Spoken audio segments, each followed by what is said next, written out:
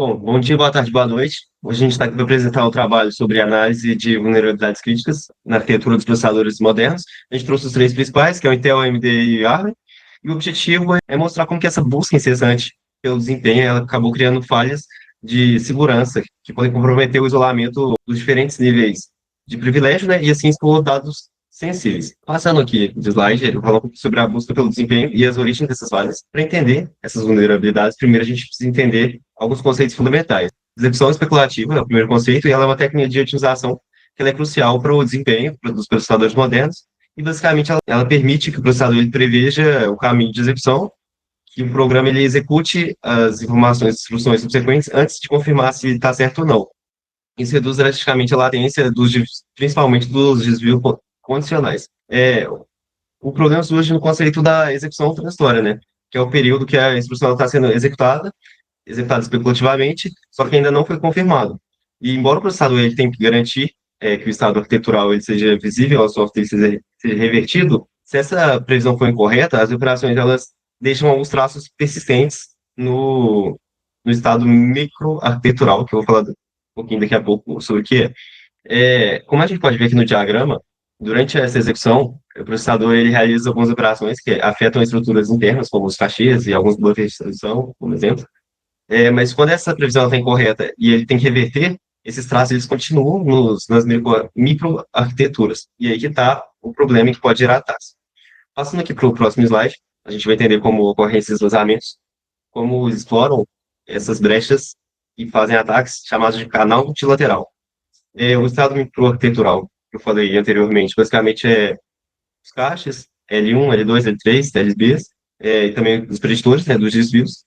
E os canais laterais, que são esses ataques, eles exploram as informações vazadas pela implementação física do sistema, que especificamente é o tempo de execução das instruções. Bom, esses ataques eles são baseados em tempo. E ele funciona assim: quem está atacando induz o processador a realizar uma operação especulativa que referencia um dado secreto. Aí essa referência vai carregar uma linha específica do cache, e posteriormente ele vai medir o tempo de acesso ao endereço, e aí o atacante ele pode inferir qual foi o dado carregado. Por exemplo, um acesso rápido, um cache hit, e aí que mora o perigo, e durante a execução transitória acontece o vazamento da instrução. Vamos agora às vulnerabilidades específicas, começando pelo Meltdown. O Meltdown foi descoberto independentemente por três equipes de pesquisadores lá em 2017. O Meltdown permite que um programa malicioso sem privilégios, executando no Ring 3 modo usuário, leia a memória protegida do kernel, que opera em Ring 0. A falha de hardware ocorre porque nos processadores da Intel afetados, a checagem de privilégio de acesso à memória é realizada de forma assíncrona, ou ela é simplesmente ignorada durante a fase de execução especulativa. Então, basicamente, a CPU executa temporariamente instruções que acessam dados protegidos do kernel antes de concluir a verificação de privilégio. Mesmo que a execução depois seja cancelada, o dado fica armazenado na cache, permitindo que ele seja descoberto por meio de um ataque lateral. O impacto ele foi devastador, afetou bilhões de dispositivos, computador pessoal, servidor, infraestrutura na nuvem, dispositivos móveis, e permitiu acesso a dados sensíveis, senhas, chaves criptografadas e documentos confidenciais. Pode passar.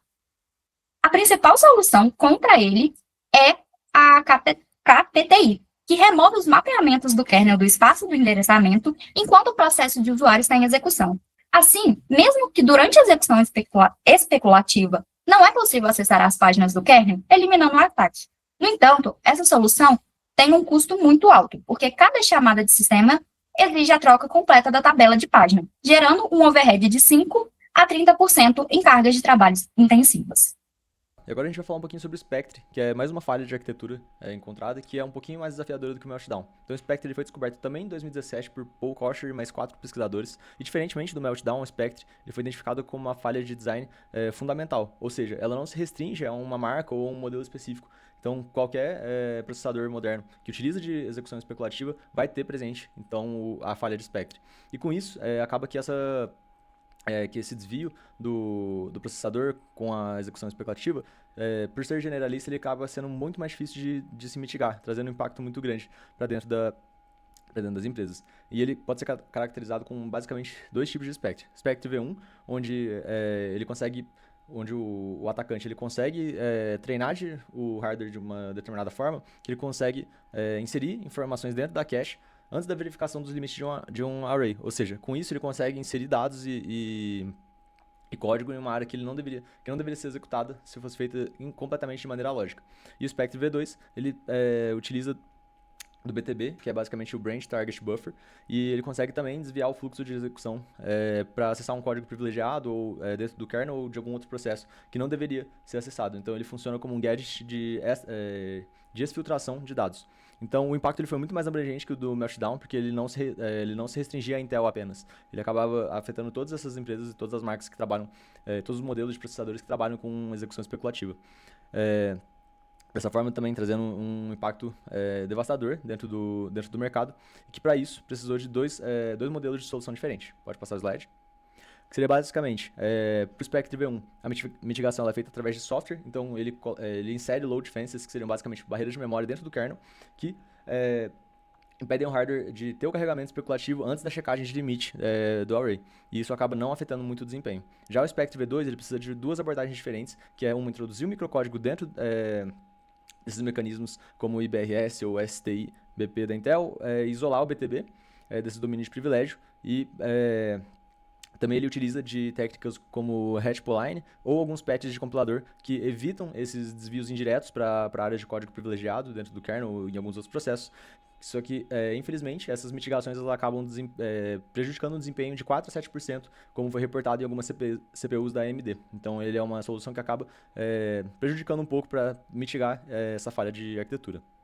Bom, eu vou falar aqui sobre alguns ataques que contornam essas mitigações iniciais que a gente tem falado aí durante o trabalho. O primeiro deles é o Foreshadow, que foi descoberto lá em 2018 por alguns pesquisadores da Universidade de Leuven e outras universidades, e ele foi divulgado em agosto desse ano, após a notificação da Intel em janeiro.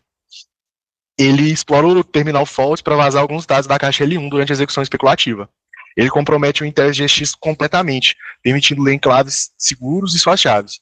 A variante Next Generation contorna algumas mitigações do Meltdown e Spectre, atacando as máquinas virtuais e hipervisores.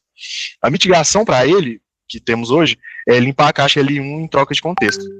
Outro também que temos é o Zombie Load, que explora os buffers internos, como os fill buffers, e ele é particularmente eficaz quando a gente tem o hyperthreading ativo. E a mitigação que temos para ele é microcódigo e com um risco mais alto, a gente desativar o hyperthreading completamente. Agora, passando aqui de slide, eu vou falar sobre o Plundervolt, que foi descoberto em 2019 pela Universidade de Birmingham e divulgado em dezembro desse ano, de 2019.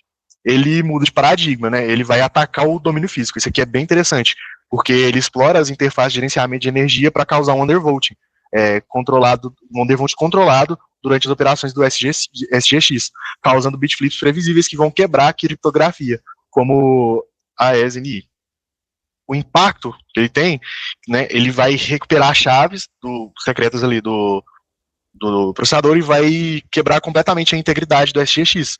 E hoje em dia a gente até tem algumas mitigações contra ele, né, que é um firmware que vai restringir o controle de voltagem quando o SGX está ativo.